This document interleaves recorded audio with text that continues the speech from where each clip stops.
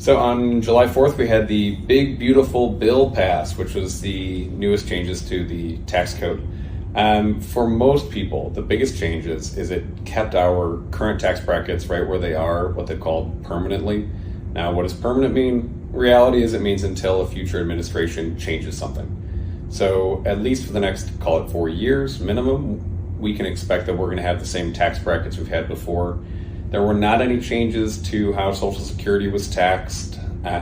For people over the age 65, however, they did give us a additional $6,000 per person tax deduction. Of course, that's for individuals with income underneath $75,000 of adjusted gross, for married couples underneath $150,000 of adjusted gross income.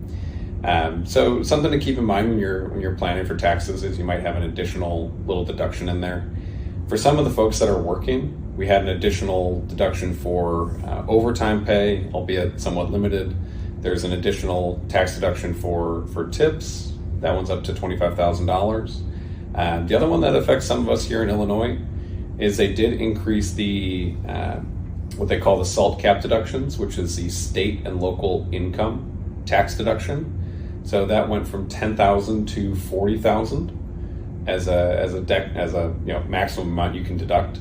Now, for some people, that's going to be really impactful. For other people, the standard deduction is still going to make sense. But when you're filing for taxes in 2025 or 2026 for 2025, I'd take another look at it. It might make sense that you itemize for the year. The biggest thing is this gave us a lot of room on our tax planning front. So as we work with clients, we go through a lot of tax planning scenarios, and we've been running up to this projected increase of tax rates and having a lot of limited time to work at that. So more than anything, what this did for us and things to talk about with your planner is, hey, are there more opportunities for me here now that I have these tax rates for a longer amount of time? Is there something I should be doing differently in my planning? More than anything, it's an opportunity to take advantage of.